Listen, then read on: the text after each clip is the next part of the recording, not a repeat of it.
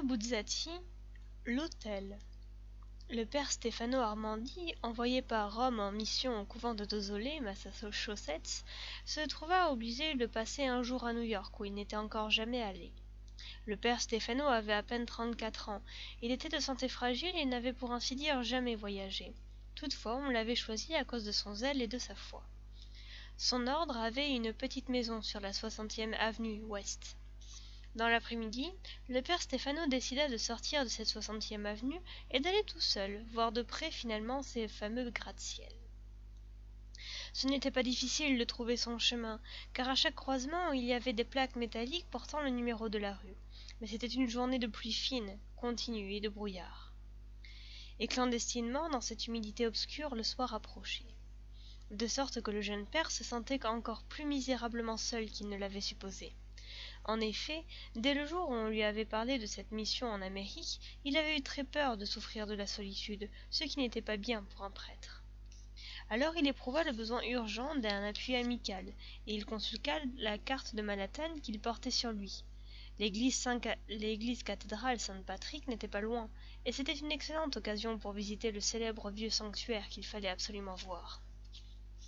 Tout en marchant sous la pluie fine, sans parapluie, le père Stefano pensait à certaines choses bancales de la vie, et, absorbé dans ses réflexions, il avançait distrait, la tête penchée sans lever les yeux pour regarder autour de lui, et il ne s'était pas aperçu que, chemin faisant, tandis que les numéros décroissaient, les maisons s'élevaient de plus en plus.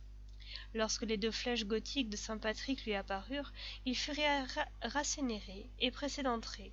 Il ne remarqua pas les sinistres ombres verticales flanquées de tours qui pesaient sur le temple en se reflétant sur les trottoirs luisants de pluie. La cathédrale, à l'intérieur, était très propre et presque déserte. La lumière laiteuse du jour qui déclinait en cette fin d'après-midi n'entrait pas. On aurait dit qu'il faisait nuit dans la cathédrale. Les ampoules électriques et les tubes en néon étaient allumés.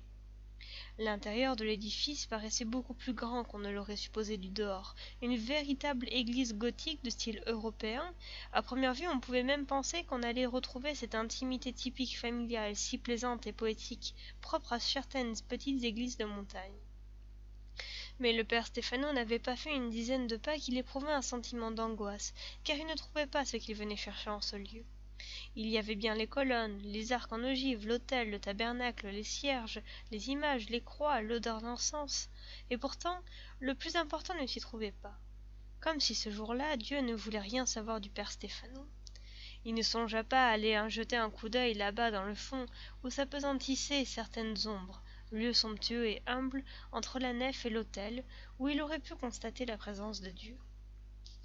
C'est alors, comme il se retournait pour regagner la sortie, il ne lui restait rien d'autre à faire, que le père Stefano aperçut le pape. Tout vêtu de blanc, le Saint-Père était assis sur un petit trône au pied d'une colonne, près de l'entrée, et un intense éclairage électrique le faisait resplendir comme si la lumière émanait de lui. Curieux que le père Stefano, en entrant dans l'église, ne s'en fût même pas aperçu. Ou alors, quand Stefano était arrivé, le pape n'était pas encore là, et il était entré subrepticement, tandis que lui, Stefano, furetait alentour en quête de Dieu. C'était quand même étrange qu'il n'y eût pas à côté du pape des cardinaux, des prélats, des monsignori, des officiers en uniforme anachronique, la cour habituelle. Pie XII était assis tout seul, ses mains aristocratiques et diaphanes reposant sur ses genoux dans un geste de mansuétude, de dignité et d'autorité, et il souriait avec douceur. Sur le moment, le père Stefano fut tellement surpris qu'il crut à une sorte de miracle. Ce n'est que quelques secondes après qu'il réalisa que Pie XII était mort depuis pas mal de temps, et que même son successeur était mort lui aussi. Le respect avec lequel le père Stefano s'approchait du Saint-Père se glaça tout d'un coup. Il s'agissait d'un mannequin de cire représentant, en grandeur naturelle et avec un réalisme méticuleux, le pape Pacelli. Pire même, car les rides, les plis, les cernes, les veines, tous les signes de la vieillesse avaient été atténués et estompés comme sur les photographies retouchées. Et le rose vif de ses joues faisait penser aux coûteux cadavres embaumés des instituts pour morts. Un grand globe de verre protégeait de la poussière le sinistre simulacre. Devant lui, l'un à droite, l'autre à gauche, 2 petits tableaux encadrés. Sur le premier, écrit en caractères gothiques, il y avait une prière en anglais. Sur le second, on lisait « Le pape Pie XII ». Chaque pièce du vêtement dont est revêtue l'effigie du Saint-Père fut portée par lui le dernier jour qui précéda sa fatale maladie et a été authentifiée à Castel Gandolfo après sa mort.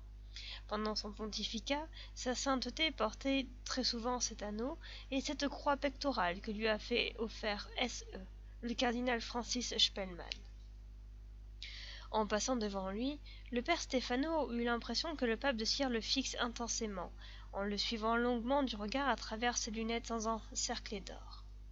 Il se trouve tout de suite dehors. Après cette étrange rencontre, il a besoin d'air, de mouvement, de vie. Il s'enfuit sous la pluie et il est encore plus seul qu'avant. Il tourne le coin de la rue, longe les maisons, traverse l'avenue. Maintenant il passe devant le bloc suivant. Il ne sait pas où il va, il ne sait pas ce qu'il veut, il se sent frustré, solitaire et malheureux comme il ne l'a encore jamais été. Mais arrivé au bout du deuxième bloc, là où le mur cesse, le père Stefano tourne les yeux vers la droite. Et il voit. Il se trouve dans le fond d'une vallée très étroite, entourée de hauts sommets, dont on ne sait où ils finissent parce qu'à un certain point ils se perdent dans le plafond effiloché des nuages. Les pics sont tellement sauvages et abrupts qu'ils effraient. Mais ce soir on y célèbre une fête, et des myriades infinies de lumière brillent tout au long des crêtes. Il se retrouva sur une route d'une importance fabuleuse. Non que cette route fût exceptionnellement large, au contraire. Mais les maisons qu'il abordait vous coupaient la respiration. Le père Stefano les regardait de bas en haut lentement, mais il était bien vite fatigué, et il n'arrivait plus à suivre cet à-pic vertigineux. C'était absurde, c'était impossible que des hommes tout seuls, sans intervention surnaturelle, aient construit ces fenêtres suspendues dans le ciel, impossible qu'ils aient travaillé et bâti si haut. Ses yeux étaient parvenus à un quart, à peine un tiers de la hauteur totale. Il en restait encore un bon morceau avant d'arriver au plafond des nuages, et qui sait à quelle hauteur les tours continuaient à s'élever là-dedans, cachées dans la brume d'où filtraient les lumières phosphorescentes de la sombre citerne. Il se trouva dans Park Avenue, au centre de la plus épaisse forêt humaine de New York, entre les terribles séquoias d'acier, de cristal, de la volonté, d'or, de glace et de diamants. D'un côté et de l'autre, alignés, les fantômes vitrés gravés dans le ciel, à gauche le building de la First National City Bank, la flèche inspirée de Seagram Building bâti en lumière rose, le Sheraton East Building, le Grolier Building, le St. Bartholomew Building, le General Electric Building couronné d'une bizarre couronne de flammes, le célèbre Waldorf Astoria et sa tour, le vieux Gnome Park Lane Hotel, qui compte à peine 12 étages, le Chemical Bank New York Trust Building, déjà aérien mais encore en chantier.